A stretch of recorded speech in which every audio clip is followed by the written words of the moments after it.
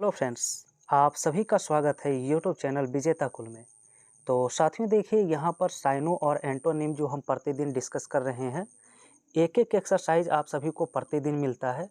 तो आज हम एक्सरसाइज 3 डिस्कस करेंगे साइनो और एंटो का, और ये आप सभी के सिविल कोड प्यून के लिए रामबाण साबित होगा। आप इतना साइनो एंटो अगर रिवीजन करते हैं, आपका बिल्कुल एग्जाम में फंसेगा। साथ ही साथ one word substitution, idioms, grammar, spelling test, सारा चीज़ डिस्कस करेंगे। बस लगातार आपको वीडियो में बने रहना है। और लाइव सेशन जो 8 बजे होता है रात में 8 PM, आप लोग ज़रूर जुड़िए। वहाँ भी महत्वपूर्ण हम ग्रामर का टॉपिक डिस्कस करते हैं और MCQ डिस्कस करते हैं। तो आप लोग रात 8 बजे जुड़ना नहीं भूलिए, वहाँ पर भी ग्रामर का सेक्शन कवर करते हैं। तो आइए हम शुरू करते हैं आज का वीडियो, एक्सरसाइज 3।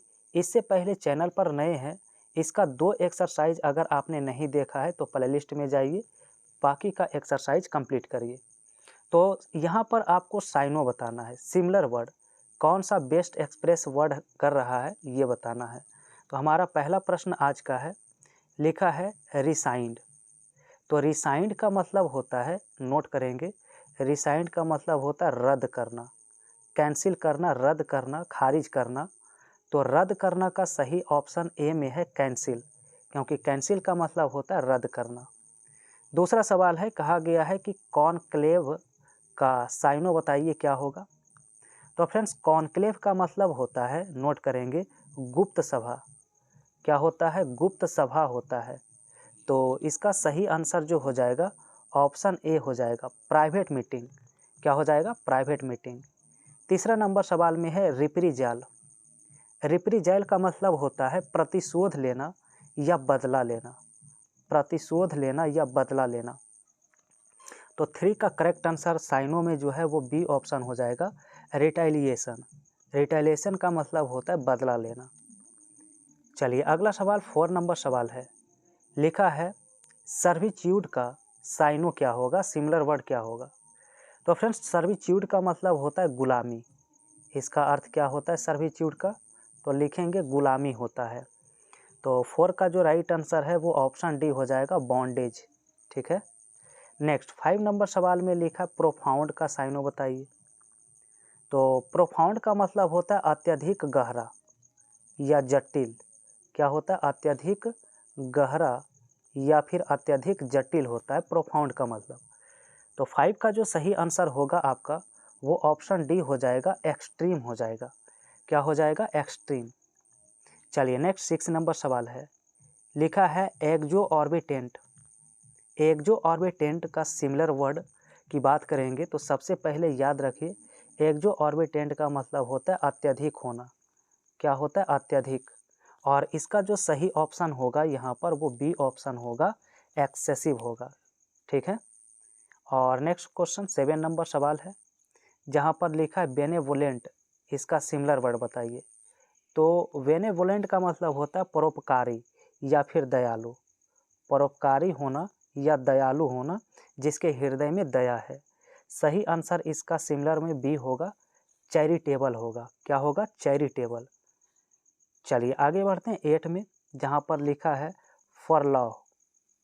तो फरलॉ का मतलब होता है, याद रखेंगे, सैनिकों को दी जाने वाली आधिकारिक छुट्टी।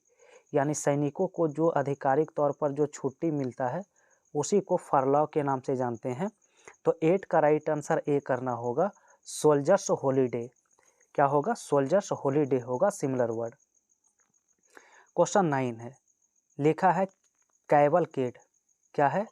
तो कैवलकेड लिखा गया है। तो कैवलकेड का मतलब होता है जुलूस होता है या काफिला होता है।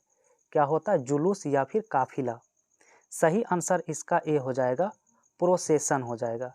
तो सिमिलर वर्ड में क्या इसका आएगा? तो याद रखेंगे, प्रोसेशन इसका राइट आंसर है। और अगला सवाल साइनो में देखिए है 10 नंबर सवाल में, लिखा है राइटअसनेस। राइटअसनेस का सिमिलर वर्ड। तो फ्रेंड्स, राइटअसनेस का मतलब होता है सच्चाई या फिर नैतिकता।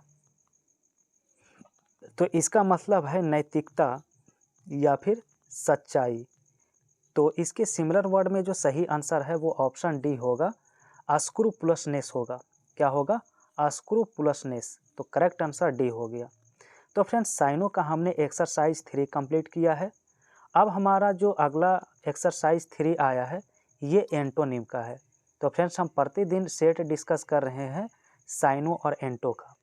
इसके बाद वन वर्ड सब्स्टिट्यूशन और एडियम्स एंड फ्रेज को भी डिस्कस करेंगे इसी तरह से एक्सरसाइज के माध्यम से।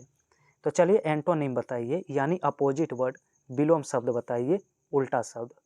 तो पहला सवाल है फैलिएबल, इसका एंटो क्या होगा। तो फैलिएबल का मतलब होता है जो गलती करता है, जो गलती करता है या जिससे गलती होता है उसे फैलिएबल कहते हैं। तो इसका उल्टा होगा कि जो गलती नहीं करे। तो जो गलती नहीं करे इसका राइट आंसर ए हो जाएगा अनइररिंग। तो इसका सही एंटो क्या होगा, अनइररिंग, जो गलती नहीं करे। चलिए दूसरा सवाल है कि लिखा है सॉलिसिटस, इसका एंटो क्या होगा। तो याद रखेंगे कि सॉलिसिटस का मतलब होता है चिंतित होना। क्या होता है, चिंतित होना। तो इसके अपोजिट वर्ड में जो बनता है वो बनता है इनडिफरेंट, क्योंकि इनडिफरेंट का मतलब होता है उदासीन। इसका अर्थ क्या होता है, उदासीन होता है, यानी जिसका कोई प्रभाव नहीं पड़ता है किसी चीज़ का। चलिए क्वेश्चन 3 है जहाँ पर एंटो बताना है टॉर्पिड का। तो नोट करेंगे टॉर्पिड का जो हिंदी अर्थ होता है वो होता है सुस्त।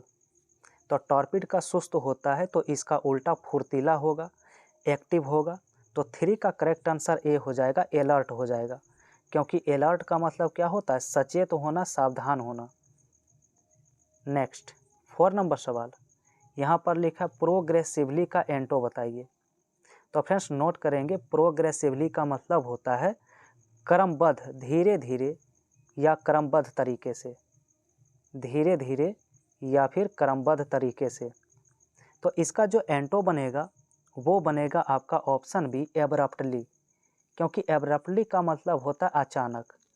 क्या होता है, तो इसका मतलब होता है अचानक। चलिए अगला 5 नंबर सवाल, लिखा है रिसेप्टिव। क्या लिखा है, रिसेप्टिव लिखा है।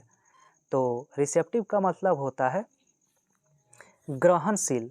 देखिए हिंदी इसका नोट करेंगे तो होता है ग्रहणशील होना, ग्रहणशील होना। तो इसका एंटो होता है असंवेदनशील। क्या होता है, असंवेदनशील, यानी ऑप्शन बी अनरिस्पॉन्सिव। तो ऑप्शन इसका बी करेक्ट होगा। नेक्स्ट 6 नंबर सवाल, एंटो बताना है एब्स्टिनेंस का। तो फ्रेंड्स नोट करेंगे एब्स्टिनेंस का मतलब होता है किसी चीज़ से परहेज करना। क्या होता है, किसी चीज़ से परहेज करना। तो इसका अपोजिट बनेगा बी ऑप्शन में, सेल्फ इंडल्जेंस, यानी अपनी इच्छा को नहीं रोकना, विलासिता में डूबा रहना। तो ये होता है सेल्फ इंडल्जेंस। आइए अगला सवाल 7 है जहाँ पर आप सभी से एंटो पूछा है ग्रेजुअल का। ठीक है, तो नोट करेंगे ग्रेजुअल का मतलब होता है धीरे धीरे। ठीक है, ग्रेजुअल का मतलब होता है धीरे धीरे होता है। तो इसका एंटो जो होगा वो तीव्र होगा, तेज होगा। तो सही आंसर सी करेंगे, रैपिड, क्योंकि रैपिड का मतलब होता है तेजी से। चलिए नेक्स्ट क्वेश्चन 8 में लिखा है डाबर। ठीक है, तो डाबर का मतलब होता है उदास होना।